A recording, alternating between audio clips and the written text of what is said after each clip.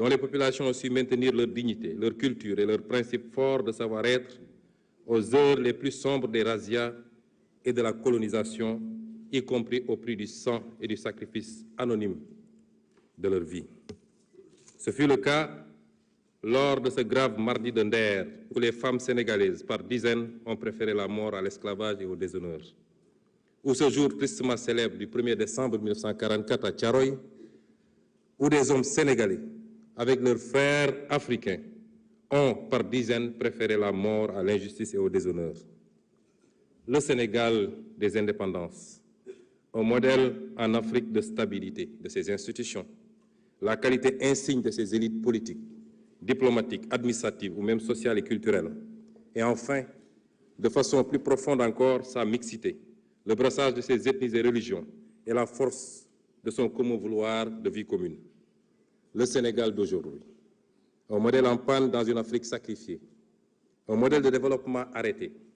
64 ans après son indépendance, le Sénégal est resté enfermé dans le modèle économique colonial, exportant ses matières premières, or, poissons, arachides, phosphate, zircon, pétrole et bientôt gaz, avec peu de valeur ajoutée et important les produits finis. L'énorme déficit de la balance commerciale de l'ordre de 5 300 milliards en 2023, presque 30% du PIB, qui se creuse d'année en année, montre combien notre économie est aujourd'hui peu compétitive. Cela s'est traduit par une croissance trop faible et trop fragile. La croissance annuelle moyenne de 1960 à 2023 a été seulement de 3,1%, face à une population qui a augmenté en moyenne de 2,7% par année. Le revenu réel par habitant n'a jamais décollé, et les Sénégalais sont aujourd'hui quasiment au même niveau de revenus qu'au moment de l'indépendance, voire plus pauvres, si l'on tient compte de toutes les richesses qui s'expatrient avec les revenus des investissements des groupes étrangers. Cette faible croissance est par ailleurs concentrée sur quelques zones du territoire, notamment le triangle Dakar-Thiès-Mbour. Au final, la triste réalité des chiffres depuis l'indépendance montre que notre pays est enfermé dans un cercle vicieux de sous-développement et de pauvreté, avec des matières premières locales peu valorisées, un secteur privé national qui ne décolle pas, des filières peu compétitives, une croissance structurellement faible et fragile et un territoire national peu aménagé et pauvre. Un modèle social en crise aiguë, avec notamment une jeunesse désabusée, sans perspective dans son propre pays. Chaque année, le nombre d'emplois formels créés est très largement inférieur au nombre de jeunes arrivant sur le marché du travail. Une justice où l'action de quelques-uns a fait perdre la confiance de presque tous. Une école où l'on désapprend bien souvent et où l'on déséduque encore plus. Un modèle démocratique fortement fragilisé qui a su rester debout grâce à la résilience des millions de Sénégalais, d'est en ouest, du nord au sud. Notre peuple, notre précieuse démocratie a vacillé, mais elle a tenu. Dieu merci. Hommage au peuple sénégalais, en particulier à sa jeunesse, pour la lutte qu'il a menée pour préserver ce modèle démocratique. Cette force vitale pour la résistance démocratique.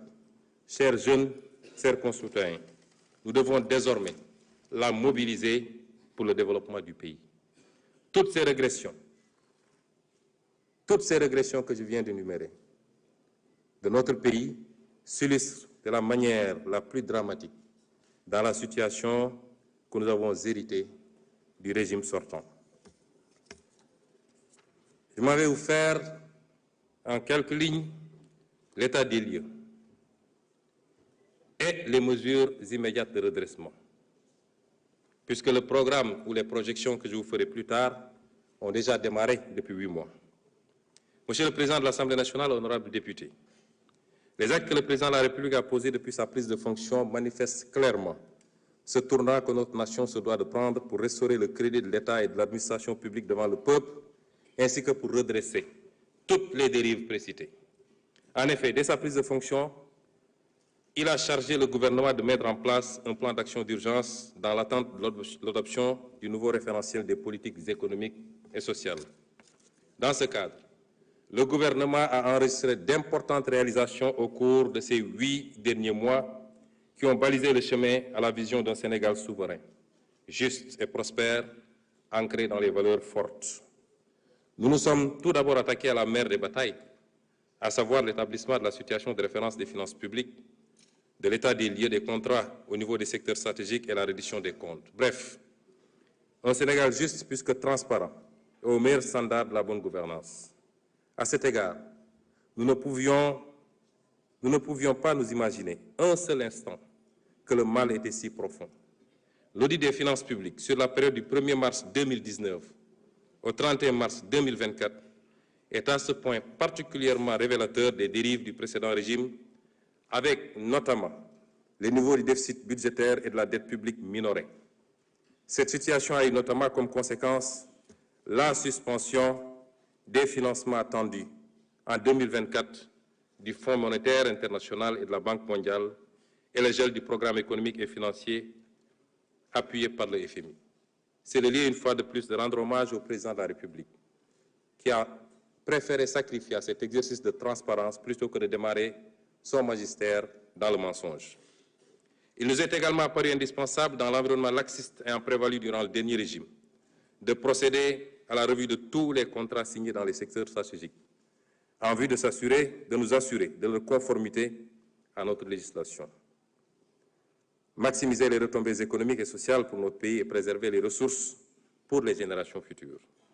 Outre ces travaux, l'exigence de reddition des comptes a été étendue aux nombreux chantiers payés non achevés, les hôpitaux, les écoles et universités en construction, les maisons de la jeunesse, et j'en passe, aux soupçons de corruption, de surfacturation et de détournement de fonds dans des projets et sociétés d'État. Toujours dans ce registre, il a été procédé à l'audit des ressources humaines, trouvées sur place par les différents ministres à leur prise de fonction pour traquer tous les recrutements indus sous la forme de personnel contractuel. Pour donner une idée de l'ampleur des pratiques du régime précédent, le ministère en charge de la fonction publique a recensé environ 29 000 contractuels recrutés en marge de la réglementation en vigueur.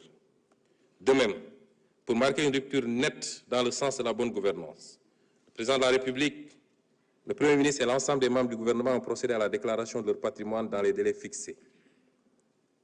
Enfin, de graves scandales ont été décelés dans la gestion foncière, qu'il s'agisse de l'occupation du domaine public maritime ou de l'accaparement de terres sans commune mesure par des privés et des sociétés civiles immobilières écrans, au niveau des lotissements des zones foncières, effectués notamment à Dakar, à Thiès, en particulier à Mbourkat. De manière plus grave et répréhensible, il est à noter de la prévarication et de la privatisation du patrimoine foncier et bâti de l'État. Pour rester dans ce registre de la bonne gouvernance, je voudrais également évoquer les avancées majeures enregistrées dans l'administration de la justice, dont le fonctionnement a été notablement instrumentalisé par le régime sortant.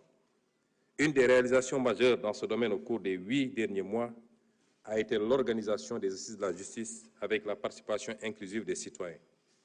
Les autres réalisations ou initiatives lancées ont trait à la protection des lanceurs d'alerte, la modernisation de l'administration pénitentiaire et la prise en charge judiciaire des dossiers des victimes de la période préélectorale. À cet effet, en plus de l'inscription budgétaire de crédits destinés aux victimes, il sera proposé à votre auguste Assemblée, dans les semaines à venir, un projet de loi rapportant la loi d'amnistie votée le 6 mars 2024 par la précédente législature. Pour que toute la lumière soit enfin faite et les responsabilités établies, de quelque bord qu'elles se situent. Il ne s'agit pas ici de chasse aux sorcières, encore moins de vengeance, car aucun sentiment de revanche ne nous anime.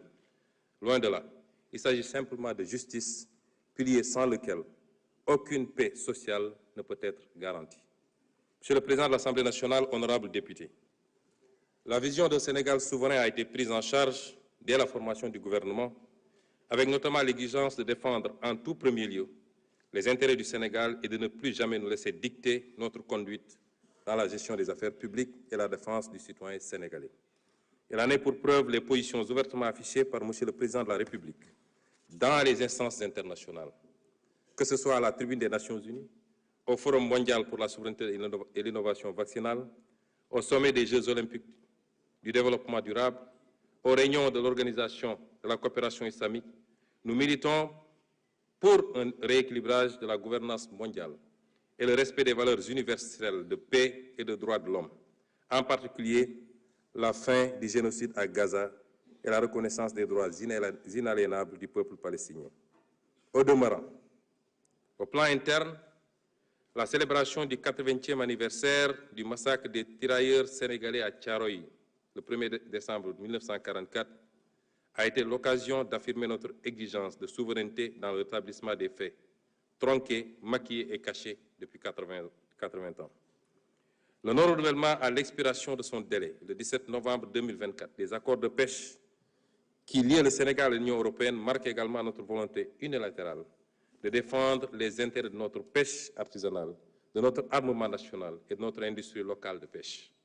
Concernant la souveraineté monétaire de l'Union monétaire ouest-africaine, notre gouvernement a eu des échanges avec la BCEAO sur l'état et les perspectives de mise en œuvre de la réforme du franc CFA. S'agissant de la souveraineté en matière de défense, le président de la République a annoncé la fermeture prochaine des bases militaires étrangères au Sénégal.